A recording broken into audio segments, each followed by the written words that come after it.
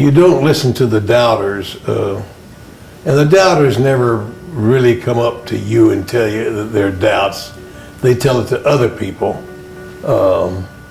But really, looking back at my career, I was so busy doing things and I never thought about whether I was taking a risk or not taking a risk. It was just the day-to-day activity as far as I was concerned. And I'd have to say we had our failures and we had our successes. Well, everybody remembers, if they go back far enough, Jerry's drive-ins and Jerry's restaurants. And they'll remember Fazoli's and Long John Silver's. And maybe a few people will remember the great restaurants, full-service restaurants we had, starting out with the Governor's Table, which, were it here today, would be the best restaurant in Lexington. And then after it burned, we reopened it and called it Nellie Kelly's Eating Parlor and House of Fine Repute. But it was a fun restaurant, great bar. You could, on a Friday at 5:30, you could pass out in the bar and your body wouldn't touch the ground till around 9:30. It had a barber's chair in it. It was just entirely different than anything you'd ever think of for a restaurant, but it also had good food. Those were a couple of the good ones that we had, and then we had a chain of 6 restaurants called Florenz, which was fine Italian food. And again, were we to have that today, it would probably rank very high on Italian restaurants. And we did that because we wanted to know the Italian restaurant business before we launched the fast food Fazoli's. And then we got into the motel business.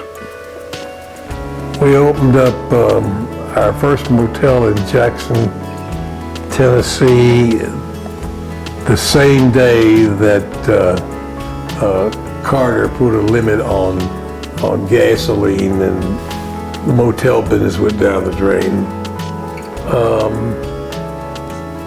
Then there were a few other failures that as I say, I conveniently can't remember.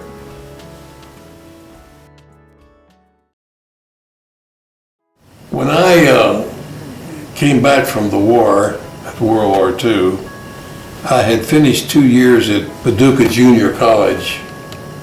I came to the University of Kentucky, which was crammed full of students, 8,000 students on a campus that 6,000 was a crowd.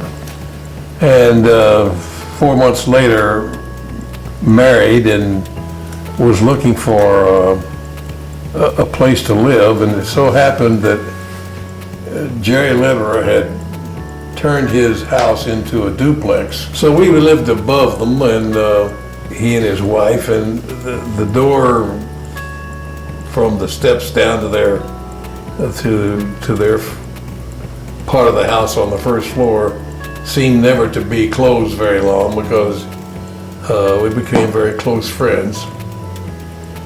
And I did my last 2 years of college in about a year and a quarter, and left to go back to Paducah to be in business with my father. And he died 3 months after I got there. Had an offer for a job in New York that was an excellent opportunity, but I couldn't believe I could live in New York and have to go down into the bowels of the community and take a hour's trip out to the suburbs to be able to find a place I could afford. And I went to a friend of my father's there, whom he had bought from years. And I said, "Tell me, Frank, Am I just a country boy afraid of the big city, or have I got cause to not want to move into New York with the type of living I'd have to do? He said, don't ask me. He said, I was born and raised over on the east side of New York, and I've worked my way all the way out Riverside Drive, all the way to Westchester County.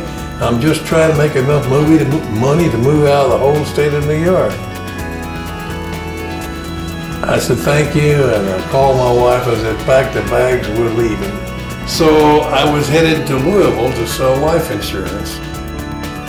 And I had to change trains and had a layover in Lexington. And I went to see a few of my friends, including Jerry. And when Jerry found out what I was going to do, he said, don't do that. He said, stay here in Lexington and join me in the restaurant business. At the time, before the war, he had 13 5-cent hamburger stands called the White Taverns. And during the war, he couldn't get meat, couldn't get sugar, couldn't get cola. He had to sell off or close all of those restaurants with the exception of 3 in Lexington. And I said, I don't know anything about the restaurant business. And he said, well, I'll teach the business to you, and we'll expand it, and we'll grow it to back like we had before the war. Well, he offered me the opportunity of a decent salary and the right to buy a third of the company as time went by, and to buy the entire company on his death. So I accepted it, and I began to learn every facet of the business that I could. And I worked every job that we had in our organization until I knew that I knew the business better than my employees.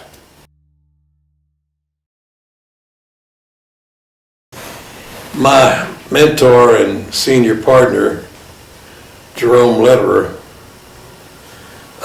had moved to Florida in 1955 or 53, but he kept coming back to Lexington, driving back and forth like a Greyhound bus driver, always stopping down at Carbon to gas up the car and eat some fried chicken in Harlan Sanders' little restaurant that he had.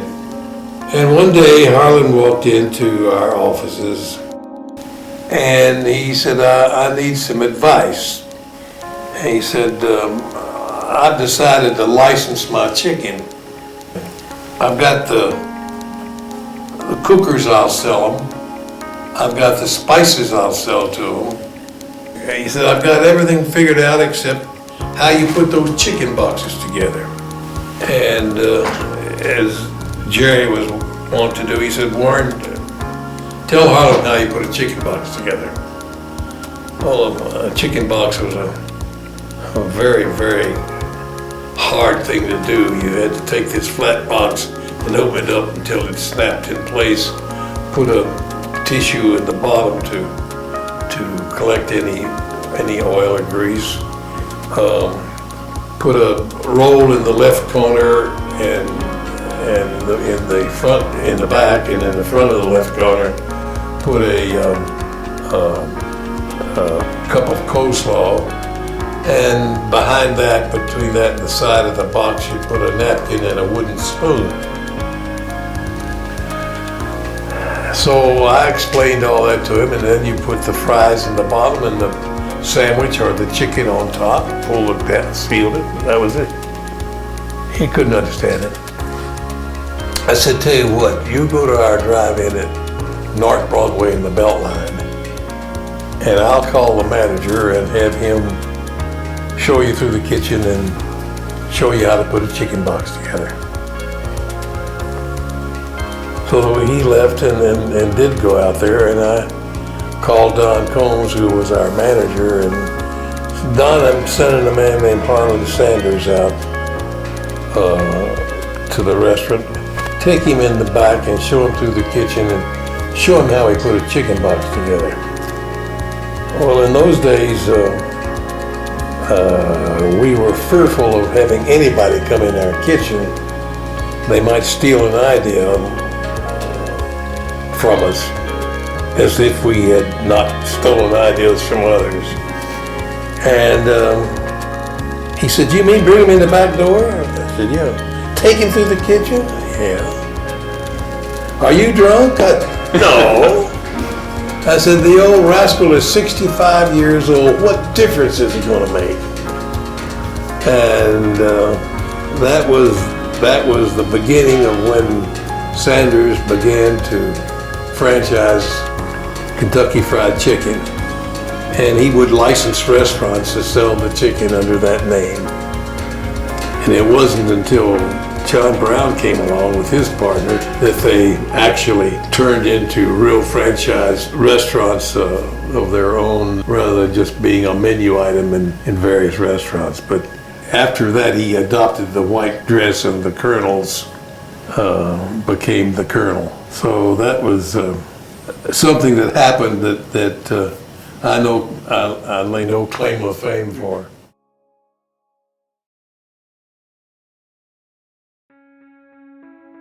Our expansion, we had built a couple of Jerry's. We had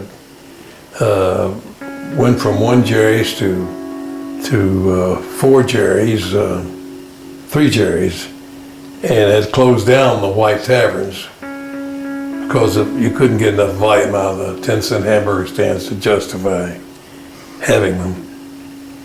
And Reuben Frisch, the brother of the Frisch's restaurants in Cincinnati, came in to see us, and he said, "We would like for you to sell us your restaurants and franchise with us." He said, "Well, if you don't, we'll run you out of town, because we'll build all our Frisch's here and just, with our advertising capabilities, run you out." And I said, "All right, that's fine. As far as I'm concerned, let's just have a little run around and see how you run us out of town." And Jerry and I said, "Okay, we'll just stay like we are." So then we began to figure out how could we amass enough dollars for advertising, because Frisch's was on TV, and that was a powerful thing in those early years. And we thought the only way we could do that would be to franchise, because we couldn't afford to build restaurants. So we franchised in all communities around Lexington that would be within the range of a Lexington TV station that just opened up. And by so doing, we had enough, charging 3% advertising. We had their dollars and our dollars, and we had enough money to fight off the advertising of Frisch's. And Frisch's built 2 other locations in town, and that was the end of Frisch's. And we kept moving forward. And we had at one time 74 Jerry's in 7 states, and we're doing very well. But the drive-in side of it, people weren't wanting people to bring their food to the car as much as they had before. And on top of that, we thought that coffee shops might be a better approach. So we began to drop the drive-in and just go for coffee shops. And that worked out very well. But then a few years later, there up jumps McDonald's and Pizza Hut and Kentucky Fried Chicken and everybody else in the fast food business who would sell to you the food out a window, and you could take it to your car and eat it, or take it home. and we couldn't compete with them on price because here we are with carpeted floors, background music, bottomless cup of coffee, table service. Our prices were not competitive. So we felt that we would better get in this fast food business to compete with them. And the only thing that had not been done was fish.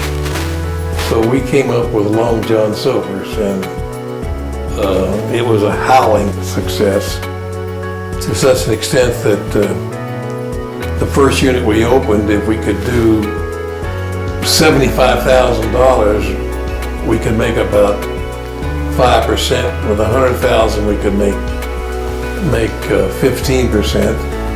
And the first unit opened up at $250,000. Well, we thought we'd found a gold mine, and we had. So we took every dollar we could muster to put into Long John Silver's.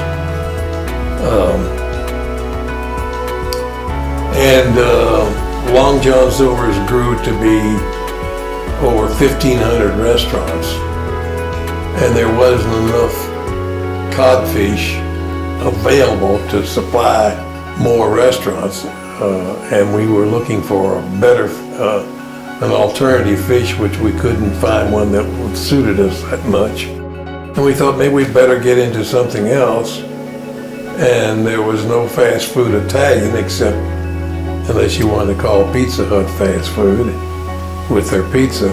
So we opened Fazoli's, and again we hit a highly successful opportunity. And we had 6 of those open when, as I say, the people from New York came down and did a takeover on our organization. The money got to the bank on Tuesday, and I left that afternoon and never went back. So that pretty well tells the story of 45 years of food service business. In entrepreneurialism, if you don't take risks, you don't have much opportunity for success.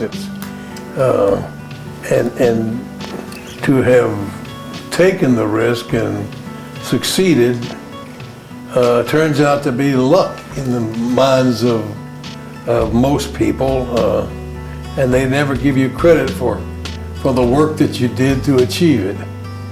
I'd have to say that I think it is a tougher road today to do than it was in my day. Basically because of the tremendous amount of intensive media activities that we didn't have in those days.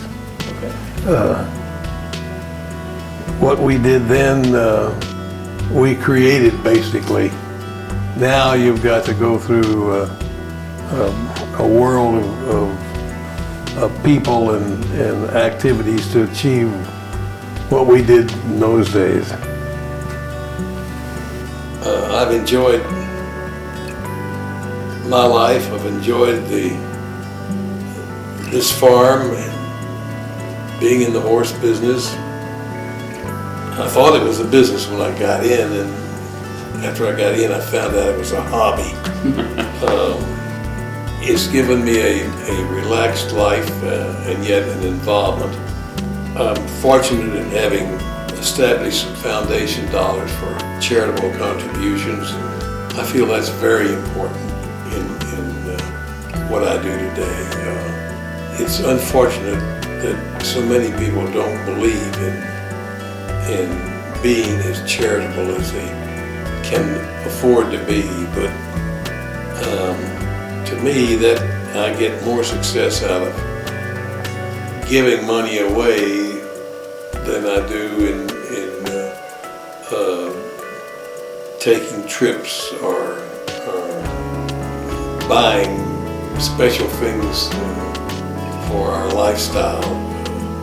That's just more important to me than than that approach to it.